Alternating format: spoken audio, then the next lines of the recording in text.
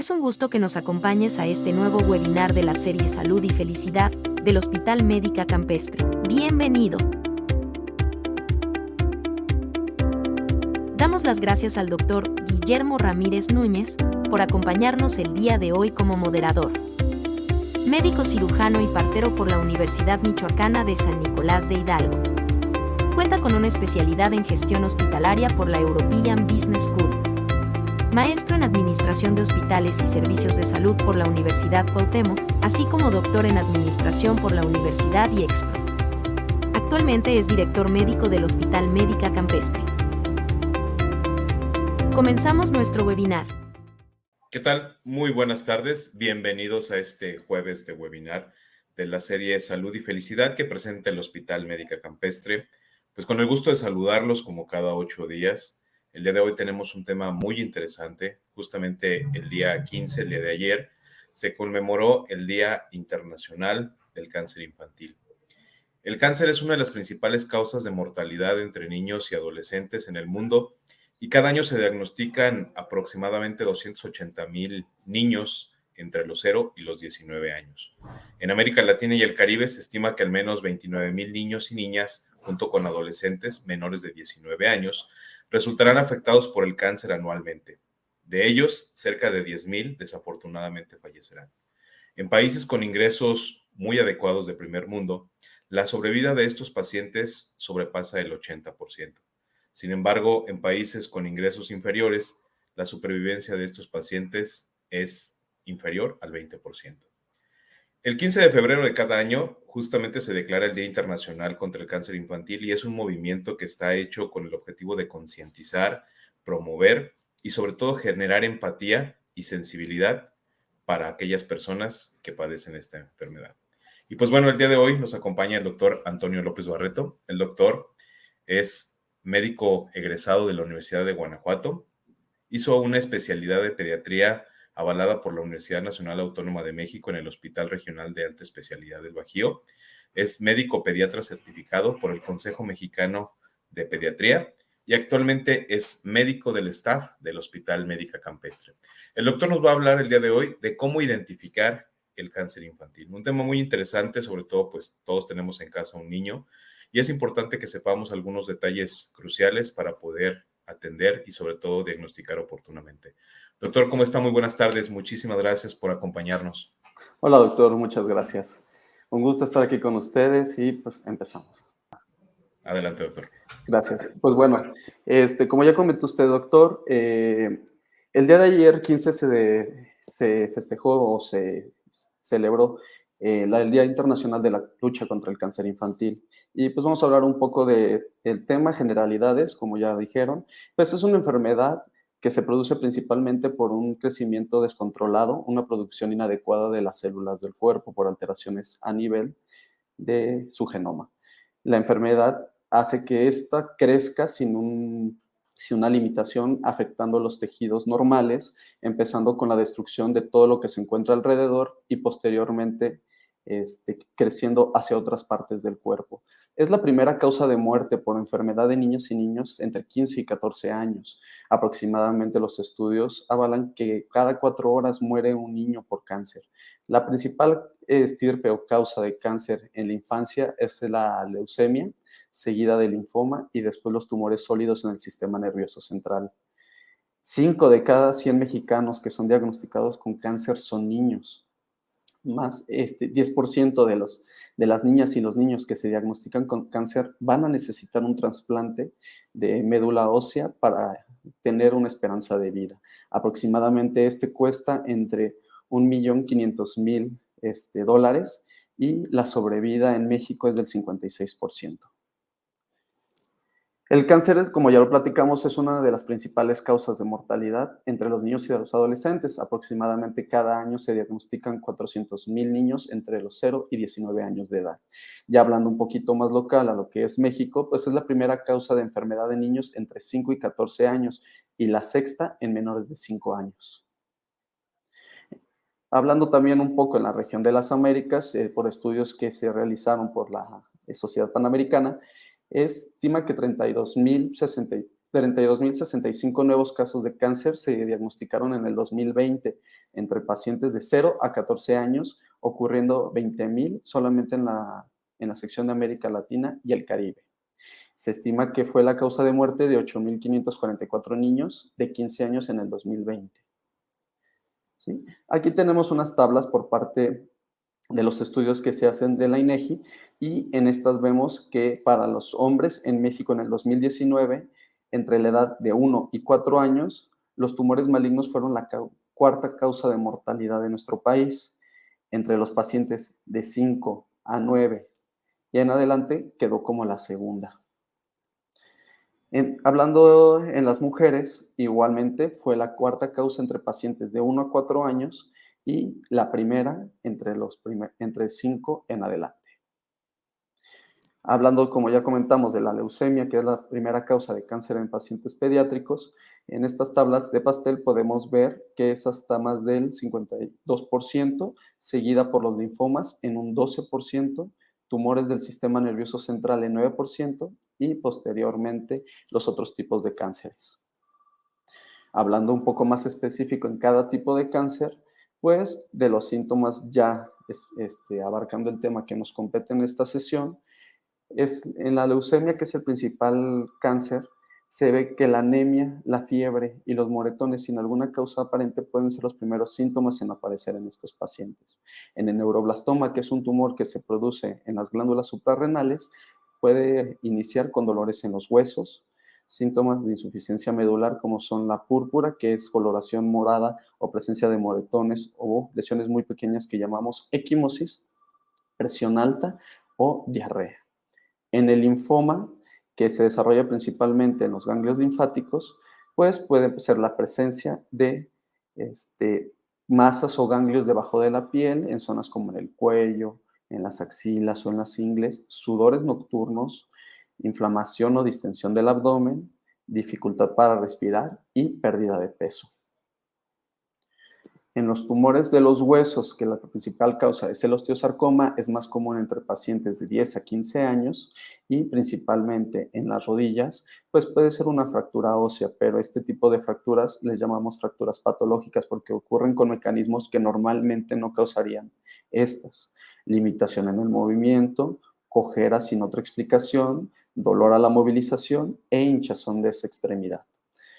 El rhabdomyosarcoma es el tumor a nivel de los músculos, nosotros lo llamamos músculo esquelético, y pues empiezan a aparecer masas que pueden o no causar dolor, y otros síntomas son sangrado, congestión o incluso problemas de la visión. El tumor de Wilms, que es un tumor que se desarrolla en el riñón y es más común en pacientes menores de 4 años, pues nos pueden causar color anormal de la orina o sangre, fiebre, sensación de molestias, distensión abdominal o presión alta. Y el retinoblastoma, que es un tumor que ocurre a nivel de la retina, es principalmente igual en pacientes menores de 5 años. El primero principal síntoma es la visión de una pupila blanca, que normalmente deberíamos ver como negra. El paciente puede tener estrabismo o lo que llamamos hacer viscos, puede quejarse ya cuando puede hablar que ve borroso y enrojecimiento o dolor en el ojo. El meduloblastoma se desarrolla en los pacientes aproximadamente a los 5 años y nos causa síntomas más neurológicos, como pérdida de equilibrio, problemas para la marcha, dificultad para escribir o tomar las cosas, falta de coordinación para realizar ciertas actividades, náuseas y vómitos. Principalmente los vómitos le llamamos en proyectil porque no está precedido por una arcada y son de fuerza que pueden lanzar grandes distancias, y tendencia a quedarse dormidos o dificultad para despertar, que es la somnolencia.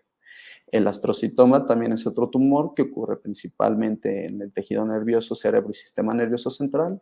Es más común en los pacientes de 8 años y se caracteriza por dolores de cabeza intensos, cambios en la conducta, vómito, y como decíamos, se suelen quedar dormidos, no responden bien, tendencia al sueño, pero fuera de lo normal. Le hablamos al paciente y ni siquiera nos responde, entre otros síntomas.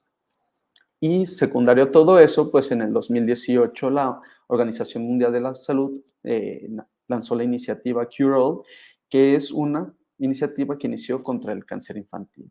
Su objetivo es abordar todas las desigualdades profundas que hay a nivel de los diferentes países y lograr al menos un 60% de supervivientes de niños con cáncer para el 2030. Dado que en general no es posible prevenir el cáncer en los niños, ya que todavía todas sus causas no están muy conocidas y muchas son genéticas, la principal manera para tratarlos es centrarnos en hacer un diagnóstico temprano. Mientras antes hagamos el diagnóstico, más sencillo va a poder ser tener una mayor sobrevida, al igual que tratamientos menos agresivos. ¿Y en qué nos basamos con hacer un diagnóstico precoz? Cuando se detecta en una etapa temprana, es más probable que responda a los tratamientos, como ya comenté, al igual que disminuir el sufrimiento de los pacientes, es un tratamiento más económico y menos intensivo. Afortunadamente, en los últimos años se han registrado avances muy importantes en el tratamiento del cáncer infantil. Un ejemplo de ello es que la leucemia antes era considerada una enfermedad inevitablemente fatal y actualmente, siendo el cáncer más frecuente en la infancia, tiene una sobrevida a 5 años superior al 70%, lo que implica que la mayoría de los pacientes se pueden curar definitivamente. Y pues centrándonos en el tema de cómo diagnosticar el cáncer, si se fijaron durante la presentación y hablar de los diferentes tipos de cáncer, muchos de los síntomas no eran específicos, no es como un síntoma que sea solamente que se presente en ese tipo de enfermedad. Entonces, la OMS lanzó una iniciativa para poner los síntomas más comunes y en base a estos poder identificarlos. ¿Y cuáles serían? Pues el primero es la presencia de sangrados repentinos y persistentes a nivel de nariz o encías. ¿Qué nos referimos con esto? Son sangrados que ocurren muy frecuentemente, no son aislados, son abundantes y además de difícil control en ocasiones.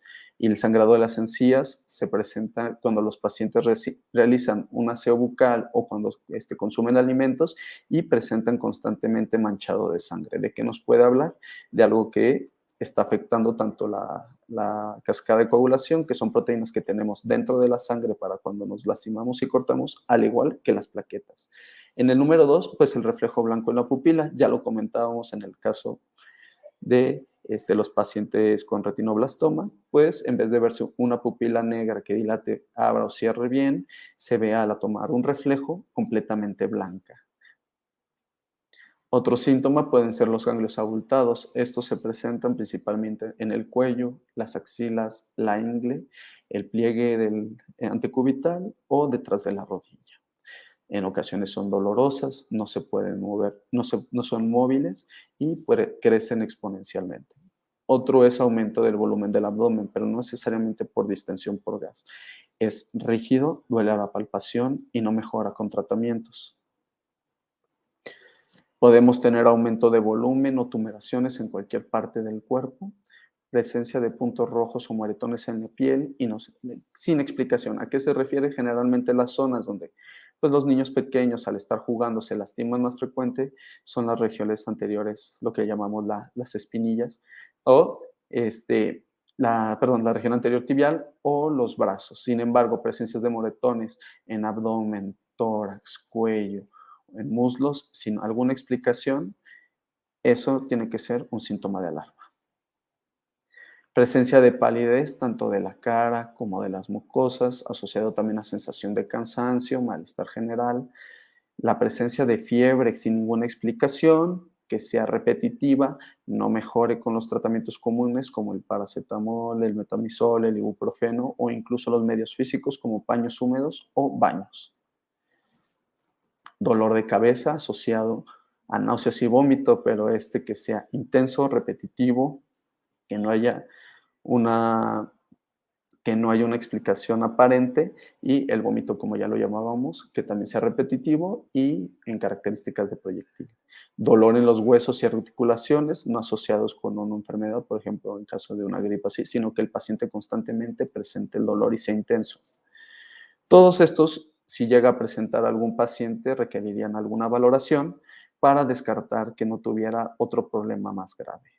¿sí? Como iniciativa, pues tenemos que la mejor estrategia para aumentar las probabilidades de curación y supervivencia en este tipo de pacientes es realizar un diagnóstico temprano. Por ello, es importante identificar estos síntomas y en caso de que tu hijo o algún familiar lo presente, llevarlo a una unidad médica para una valoración. El personal de salud sabrá realizar una exploración física adecuada, sabrá tomar los estudios pertinentes para cada caso y hacerle el abordaje necesario para tu paciente. Muchas gracias por su atención. Muchas gracias, doctor. Bueno, es un tema muy interesante y sobre todo, aquí es algo muy importante que debemos determinar, doctor, en el aspecto de que muchos de estos pequeñitos son diagnosticados inclusive no por los médicos, sino por la misma familia e inclusive en algunos casos por los mismos maestros. Hay una iniciativa en Estados Unidos donde los maestros tienen cierta capacitación para poder hacer un diagnóstico temprano con los signos y síntomas que presentan los pequeños, sobre todo porque ellos pasan una buena parte del día con ellos. Entonces, doctor, si me lo permite, vamos a entrar a un módulo de preguntas y respuestas que nos están realizando. Es un tema muy interesante y sobre todo que muchos papás, abuelos y personas que tienen algún pequeño en casa nos están realizando. Claro, Nos pregunta Luis, con los papás que fuman, supongo que los niños aumentan el riesgo de cáncer, pero ¿se desarrolla pronto o hasta la edad adulta? Claro que sí. El humo del cigarro se ha visto que tiene muchas moléculas o muchas partículas que pueden causar cáncer. Obviamente este riesgo es acumulativo, depende también qué tanto está expuesto el paciente al humo. Generalmente se ve asociado ya a edades más medias, principalmente las causas de cáncer en pacientes más pequeños son principalmente genéticas. Pero un paciente que se puede estar constantemente condicionando que tenga humo de cigarro, en un futuro puede generar un cáncer, más como estilo de la vejiga, pulmones o alguna parte de vía respiratoria o gástrico. Muchísimas gracias, doctor. Bueno, nos están también preguntando, hay un factor concomitante, doctor, también es importante que les comentemos que las anemias no es un sinónimo de leucemia. ¿Nos puede explicar la diferencia entre una anemia y una leucemia, por favor? Claro que sí, doctor. La anemia principalmente significa que los glóbulos rojos dentro de la sangre están bajos. Hay muchas causas. La principal causa de anemia en México es por deficiencia de hierro y es nutricional, ¿sí? Sin embargo, un paciente previamente sano que presenta una anemia inexplicable asociado a otro tipo de síntomas, sí se tendría que estudiar para descartar que no hubiera otro tipo de problemas. Pero como le comento, es un síntoma de alarma y son síntomas muy inespecíficos. Por eso se requiere una valoración médica para que asociado a una exploración física y toma de estudios se pueda descartar que no haya algún otro problema. Muchísimas gracias, doctor. También hay un tema muy importante, doctor, que tenemos que comentarlo, que los niños no van al pediatra solamente cuando están enfermos. Existe una parte que es el cuidado y el seguimiento del niño sano, donde especialistas como usted pueden identificar tempranamente cambios en los pequeños, no solamente de tipo oncológico, sino de todos los aspectos. Y justamente por eso Francisca nos está preguntando, disculpe, cuando uno de nuestros hijos puede tener alguno de estos síntomas, ¿con qué especialista lo debemos de llevar?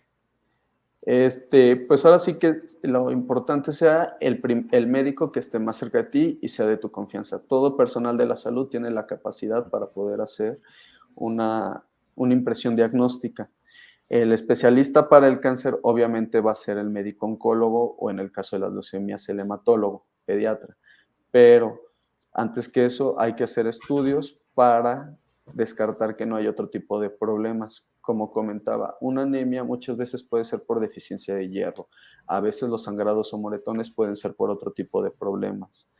Ya tomando los estudios pertinentes, ya tomando la exploración física necesaria y haciendo una impresión diagnóstica, en base a eso se determinará si requiere la valoración o no por estos subespecialistas. Perfecto, doctor. Muchísimas gracias. Nos pregunta Patricia, ¿la prematurez al nacer puede ser un factor de riesgo, doctor? Como tal, la prematurez para factores de riesgo de cáncer, tengo entendido que todavía no. Sí nos causa otro tipo de problemas, más a corto plazo en los recién nacidos, pero que se asocie como tal a cáncer, no lo he visto. Muy bien, doctor, muchas gracias. Doctor, si detectan cáncer en un niño y si está dentro de nuestras posibilidades, ¿es mejor tratarlo en México o en algún otro país? México tenemos un buen sistema de salud, tenemos hospitales tanto públicos como privados en los cuales se puede iniciar tratamientos. Muchos de los cánceres en la infancia están cubiertos por cartera de salud del sistema de salud público de México y los tratamientos son costosos, sobre todo en el caso de la leucemia, son tratamientos que se pueden llegar a prolongar hasta 2 años en caso de que respondan en primera instancia y muchos más en caso de que haya recaídas. Muchas gracias, doctor. Nos comenta Cecilia, bueno, la doctora Cecilia, dice, buenas tardes, soy cirujana. Frecuentemente me mandan pacientes para toma de biopsia de ganglios cervicales de menos de pocos milímetros, siendo que estos son frecuentes de tipo inflamatorio. Yo creo que es una de las causas más frecuentes de confusión, ¿no, doctor? Los cuadros respiratorios superiores que generan este tipo de inflamación y justamente nos asustan como médicos y como familia. Sí, claro, hay muchas causas que nos pueden causar el crecimiento de los ganglios. Las principales, como ya lo comentó, pueden ser infecciosas. Brucelosis, por ejemplo, por consumir leche de vaca bronca puede causar este tipo de inflamaciones. Acuérdense que México es endémico para tuberculosis y es una causa de adenopatías. Ganglios infartados secundarios a infecciones. Hay criterios como, por ejemplo, la presencia de ganglios en ciertas zonas, como el pliegue popliteo, que es el que está detrás de la rodilla, supraclaviculares o mayor de 2 centímetros en región cervical, pueden ser candidatos para toma de biopsia. Se pide que primero se hagan ultrasonidos o una tomografía, pero el estudio o el método el gold estándar para el diagnóstico sigue siendo la biopsia. Perfecto, doctor. Rosario nos pregunta, doctor, ¿el cáncer es hereditario? Sí, el cáncer es hereditario. Hay ciertos tipos, sobre todo en el cáncer de mama, que se ha visto que pasan por ciertas moléculas a través de las madres a los hijos o de las abuelas a los hijos. No siempre exactamente si un familiar tiene cáncer uno lo va a padecer, pero lo que aquí manejamos son los riesgos. Y el riesgo de padecer cáncer o sensibilidad, por ejemplo, si tu bisabuela tuvo cáncer de piel, pues tampoco no nos vamos a estar exponiendo al sol sin bloqueador solar. Hay que tener ciertos cuidados. Muy bien, doctor. Karen nos pregunta, si mi hijo le sangra la nariz, ¿cuándo debo preocuparme?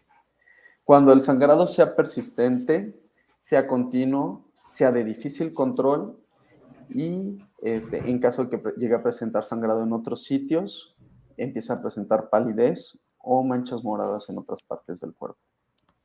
Muy bien. Y ahí justamente acaba de contestar una siguiente pregunta, doctor, que nos decía Lourdes. Doctor, ¿cuántos signos de los que nos mencionó encienden una alerta? Nosotros como médicos, voy a hablar un poquito temas rimbombantes, los organizamos en síndromes. ¿Qué son? Son conjuntos de signos y síntomas que en parte vamos a utilizar para hacer lo que les dije, una impresión diagnóstica. El síndrome hemorragíparo es el conjunto de plaquetas bajas, sangrados, moretones, manchas moradas en la piel, asociados a otro tipo de síntomas, síndrome febril, síndrome anémico y todo eso. Entonces, en base a todo eso, nosotros formamos nuestras impresiones diagnósticas y solicitaremos los estudios pertinentes para abordar cada caso. Perfecto, doctor. María nos comenta, buenas tardes, muy buena ponencia, doctor. En la mayoría de los casos, la edad promedio para la detección del cáncer infantil, ¿cuál es? Como lo comentaba y lo vimos en las diapositivas previas, cada cáncer tiene su predominio de edad, siendo la leucemia el más común, la principales edades es después de los 5 años. Algo también importante, doctor, que yo creo que debemos dejar claro es no caer en el pánico, en el aspecto de llevar a nuestros hijos de forma rutinaria a tomar estudios de laboratorio o exagerar en algunos tipos de estudios cuando no están indicados. Y yo creo que esto es parte importante. De hecho, hay una fobia precisamente que se presenta a consecuencia de que tuvimos o hemos tenido alguna experiencia relacionada y siempre lo transversamos en algún familiar en casa. Entonces, por aquí nos están preguntando que qué tan recomendado es, doctor, realizar laboratorios de control en los niños y con qué frecuencia. Bueno, pues en primer lugar, como lo dije durante la ponencia, siempre una toma de estudios tiene que ser solicitada por un médico. El ir personalmente al laboratorio a sacar constantemente estudios por miedo a cáncer, únicamente lo que vamos a hacer es causar o aumentar una ansiedad generalizada que ya tenemos. Toda solicitud de estudio de laboratorio tiene que ser precedida de una impresión diagnóstica o con un fin para responder, no para ver qué encontramos. ¿Sí? Porque luego el niño no tiene un síntoma, pedimos un estudio, sale algo alterado y ya no vamos a saber qué está pasando ahí. Es correcto, doctor. Muchas gracias. Muy bien. Julieta nos está comentando una pequeña experiencia. Dice: un sobrino en Estados Unidos se lo detectaron leucemia por su revisión de niño sano, donde incluía laboratorios de sangre. Es justamente lo que comentábamos hace un momento, el control de rutina del seguimiento del niño sano. Doctor, nos pregunta también Patricio: ¿es cierto que condiciones de pobreza o de bajos ingresos aumentan el riesgo de cáncer? Aumentan el riesgo de no detección. ¿Por qué? Porque no suelen ir a consultas de control, no suelen ir a consultas de niño sano, además de que en ciertos lugares están, por las condiciones de suciedad o de contaminación, más cercanos a ciertos productos, como por ejemplo los bencenos, que se han considerado que pueden ser carcinogénicos. Así es. Doctor, nos está preguntando también que por qué es más frecuente en esta época hacer diagnósticos de cáncer en los niños que hace 20, 30 años. Porque antes los niños se morían y decían que no sabían de qué era. Solamente era una muerte y sospechaban que era una gripa o que había sido una otra condición. Ahora, como se están estudiando más, como se están encontrando las causas, por eso se hacen más diagnósticos. Claro, culturalmente, recordando ese tema, las familias de hace 2, 3 generaciones eran 11 hermanitos y era muy frecuente escuchar que el abuelo decía: de esos 11 hermanitos sobrevivimos 7, los otros fallecieron, y sí, efectivamente lo tomaban como algo normal, algo de rutina, ¿no? Muy bien. José nos pregunta, doctor: ¿qué tipo de estudios o exámenes se tiene que hacer uno para detectar cáncer? Los estudios se hacen, depende de los tipos. La leucemia, pues principalmente va a necesitar un estudio, una biometría hemática donde se va a ver la alteración.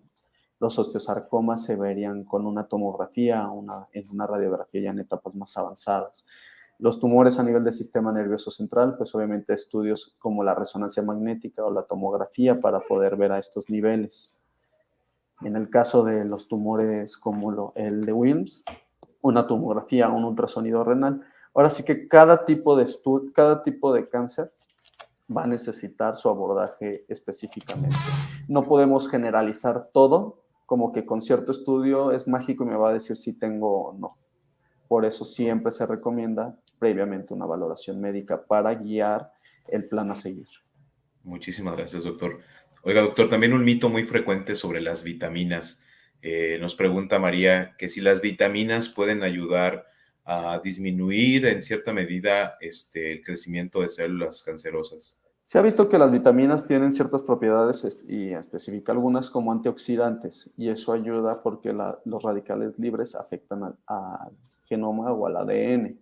Sin embargo, como tal, una vitamina específica que digamos nos va a dar completamente libertad de cáncer, no. Las vitaminas están indicadas en ciertos problemas y en ciertas situaciones y tienen que ser tomadas previamente indicadas por un personal de salud. Muy bien, doctor, muchísimas gracias. Blanca nos pregunta: buenas tardes, doctor. ¿Cómo diferenciar los dolores propios del crecimiento a nivel muscular y óseo, sobre todo en la adolescencia, de aquellos dolores que pudieran ser alarmantes? Gracias. Los dolores de crecimiento se asocian más a posterior a la actividad física, son bilaterales, no son de alta intensidad y tampoco son incapacitantes. Los tumores, por ejemplo, en este caso la leucemia, que es crecimiento dentro de la médula ósea, son dolores muy intensos, incapacitantes, persistentes, repetitivos y se asocian a otro tipo de síntomas. Muchas gracias, doctor. Esta pregunta está muy interesante, doctor. Nos dice: ¿qué tanto influyen el tipo de alimentación que estamos teniendo en la actualidad, como el consumo de algunas frituras, botanas, embutidos, encurtidos, etcétera? Mucho, mucho, mucho. De hecho, recientemente hubo estudios en donde se vio que los embutidos aumentan el cáncer gástrico o el cáncer intestinal, el consumo de ahumados también por los radicales libres que se quedan en la carne a la hora de prepararlos. Entonces, sí, una alimentación balanceada, una alimentación adecuada, obviamente ayuda también a que tengamos un sistema inmune. Hay que recordar que todo el mundo está produciendo constantemente células cancerosas. Sin embargo, nuestro sistema inmune está capacitado y tiene el potencial para reprimirlas y destruirlas. Por eso es que no todo el mundo padece problemas oncológicos. Sin embargo, si no tenemos una adecuada nutrición, si no tenemos una adecuada alimentación, actividad física, pues obviamente no le estamos ayudando a nuestro sistema inmune. Ahora, lo contrario, doctor, con la dieta adecuada, rica en verduras, en frutas, ¿puede ayudarnos a disminuir el riesgo de desarrollar cáncer? Nos pregunta Guadalupe. Claro que sí, doctor. Sí, se ha visto que es un factor protector. Perfecto. Bueno, por aquí nos están haciendo algunas preguntas, no las realizaremos porque son un estilo de consulta y la verdad, la recomendación de estos webinars es que siempre vayan a atención médica con un médico de confianza, con el médico que ustedes tengan de cabecera. Él les podrá orientar sobre algunos temas muy en específicos. No, las recomendaciones que aquí hacemos con los expertos justamente es para ello, para que ustedes puedan salir de estas dudas, pero todas las cuestiones médicas sí les pediría por favor que lo viéramos directamente con su médico de confianza y en un ratito más el doctor nos dejará sus datos por si les gustaría acudir a consulta con él. Doctor, nos pregunta Beatriz, ¿cómo influye el psicólogo ante la aparición del cáncer? ¿El psicólogo? Sí.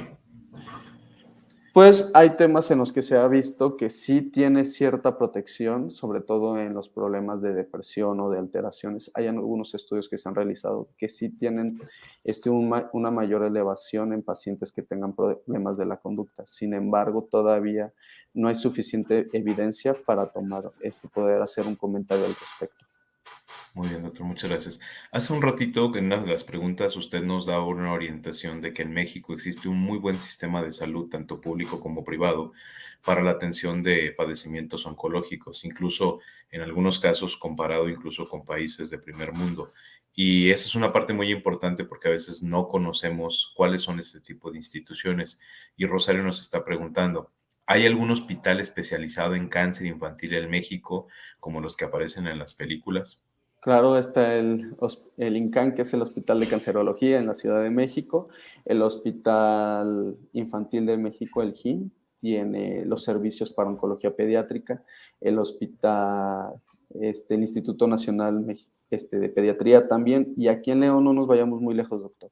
En el Hospital General de León y en el Hospital Regional de Alta Especialidad del Bajío tienen sus áreas de oncología pediátrica. Los doctores tienen muy buena capacitación para el tratamiento de este tipo de enfermedades. La verdad es que mis respetos, al igual de que están basados en las guías internacionales, no son guías locales. Muchas de ellas, por ejemplo, en el caso de la leucemia, se basan en las guías de St. Jude Hospital y mantienen protocolos ya establecidos para el tratamiento de cada tipo de cáncer y para cada paciente. Correcto, doctor. Muchísimas gracias.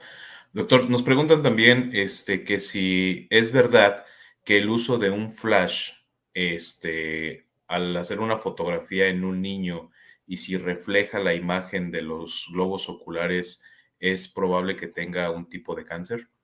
Hay un reflejo que le llamamos el reflejo rojo, que es normal, y en ciertas fotos así se echa el diagnóstico, se ve blanco una pupila y otra. Estaba un comentario, me estaba refiriendo al hospital, el INP en México, no el de aquí de León, para Soto L. Ok, muy bien, muchas gracias. Doc, también esta pregunta está interesante, ¿eh? Nos pregunta Ana, ¿no dar lactancia materna influye como factor de riesgo para el desarrollo del cáncer? La lactancia materna es un factor protector contra el cáncer. Perfecto. Se ha visto que disminuye los casos. Se realizaron estudios en comparación de pacientes que cursaron con cáncer con pacientes que no, y se vio qué cantidad de cada uno había recibido lactancia materna y se vio que es un factor protector. Perfecto, doctor. ¿Qué tan importantes son las plaquetas para los niños con leucemia, doctor? ¿Las plaquetas? Sí. Sí, lo que pasa es que los pacientes que tienen leucemia hay que recordar que es un tumor que sucede en la médula ósea. La médula ósea es el principal productor de las células de la sangre. Ahí se producen plaquetas, glóbulos blancos y eritrocitos, que son los glóbulos rojos. Como la médula ósea se invade y crece, como comentamos al inicio, hay destrucción del tejido sano, entonces hay menos cantidad de médula ósea asociado a que la quimioterapia también afecta a las células de rápido crecimiento, como los de la piel, la médula ósea, el cabello, el estómago, las mucosas, pues disminuye la cantidad de plaquetas. Y pues en este tipo de pacientes, cuando baja cierto nivel de plaquetas, hay riesgo de sangrado y sería necesario la transfusión plaquetaria. Perfecto, doctor.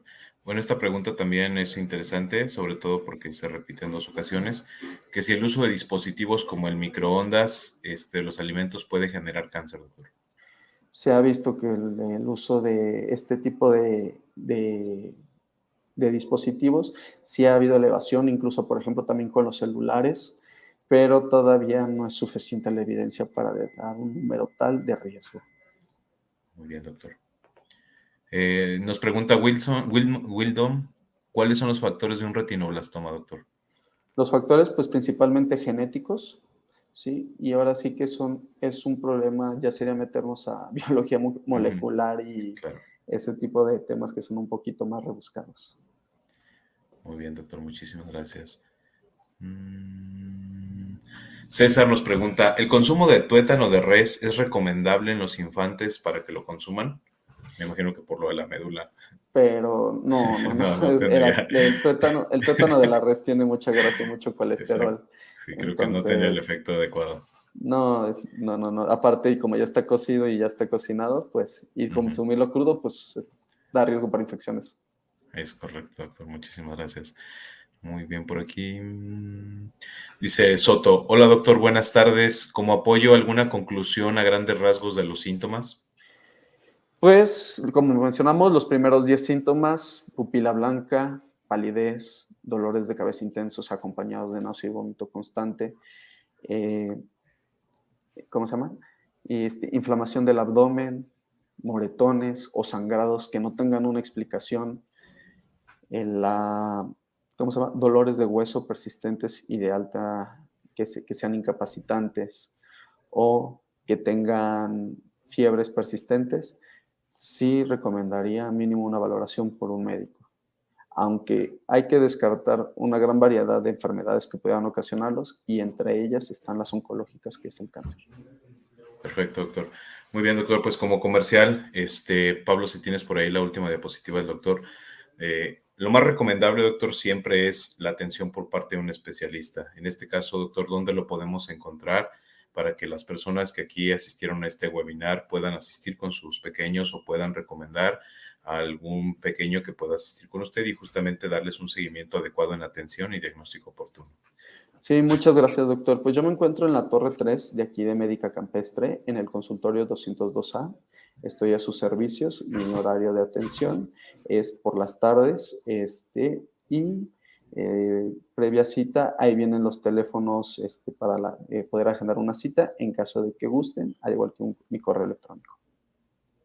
Perfecto, muy bien. Pues muchísimas gracias, doctor. Un tema muy sensible, pero muy importante que debemos de conocer porque todos en casa tenemos un pequeño y es importante, la detección oportuna, temprana, salva vidas. Y este es el objetivo de estos webinars, crear conciencia y sobre todo información directa de los especialistas.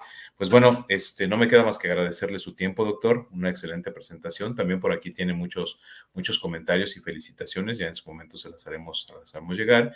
Y pues en nombre del Hospital Médica Campestre, doctor, le vamos a hacer llegar el presente reconocimiento por su valiosa participación en la ponencia del día de hoy, doctor. Esperemos que en futuros webinars nos pueda acompañar con temas del mismo interés. Muchas gracias, doctor. Muchísimas gracias. Y bueno, no me queda también más que agradecer a todos ustedes que participan cada 8 días en esta serie de webinars Salud y Felicidad.